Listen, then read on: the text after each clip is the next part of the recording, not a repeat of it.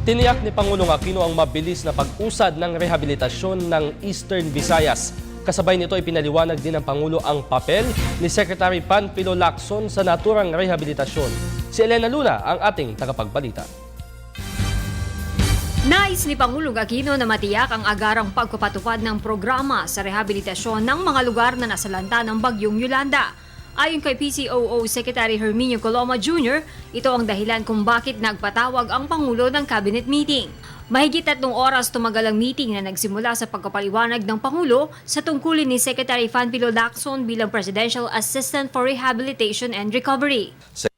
Lacson pointed out the need for speeding up the clearing of debris in Tacloban City so that rebuilding efforts can proceed unimpeded and to minimize the citizens' exposure to health and safety hazards. Secretary Paje said that there are 30 shredders available for immediate shipment to the calamity area. This will be used to crush the debris for proper disposal and possible recycling.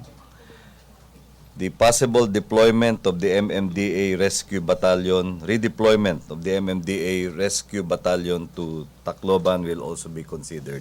Nagbigay ng direktiba ang Pangulo kina DILG Secretary Mar Rojas at DPWH Secretary Rogelio Singson na ipatupad na ang rebuilding program para sa mga nasirang gusali ng pamahalaan gaya ng mga munisipyo at palengke. The rebuilding program, which was approved last December, is estimated to cost 4 billion pesos.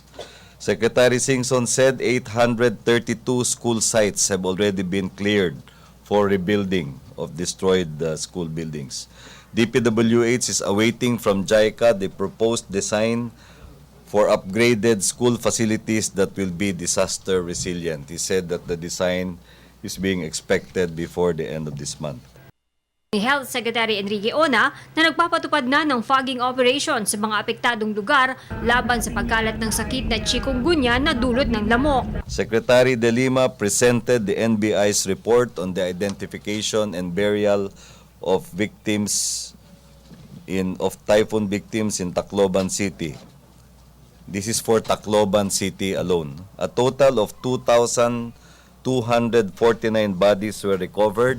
Out of this number, 448 have been processed and buried in a permanent burial site, one of the memorial parks, while 1,801 have been buried in temporary burial sites in Barangay Basper and at Sitio Suhi in Tacloban City. Sitio Suhi, Barangay San Isidro, Tacloban City, and will be exhumed for further identification processes. Direktibaan niya ng Pangulo sa DBM na magbigay ng karagdagang pondo para makumpleto na ang pagkilala sa mga bangkay sa lalong madaling panahon. Bahagi rin ng kautusan ng Pangulo sa DBM ang tulungan ang mga empleyado ng gobyerno. The President directed DBM to submit recommendations on the possibility of extending financial assistance to national government employees affected by Typhoon Yolanda, similar to assistance given to those affected by Typhoons Pablo and Sendong. Ang DOST naman pinagsusumite ng Pangulo ng report sa binubuo nitong simulation studies sa storm surge at flood-prone areas. Iniulat ng DENR na malapit nang makumpleto ang ginagawa nitong mapa para sa ipatutupad na 40 metrong no-build zone. Ang DOTC naman hinihintay ang isusumiting study ng JICA ngayong buwan para sa muling pagpapatayo ng Tacloban Airport.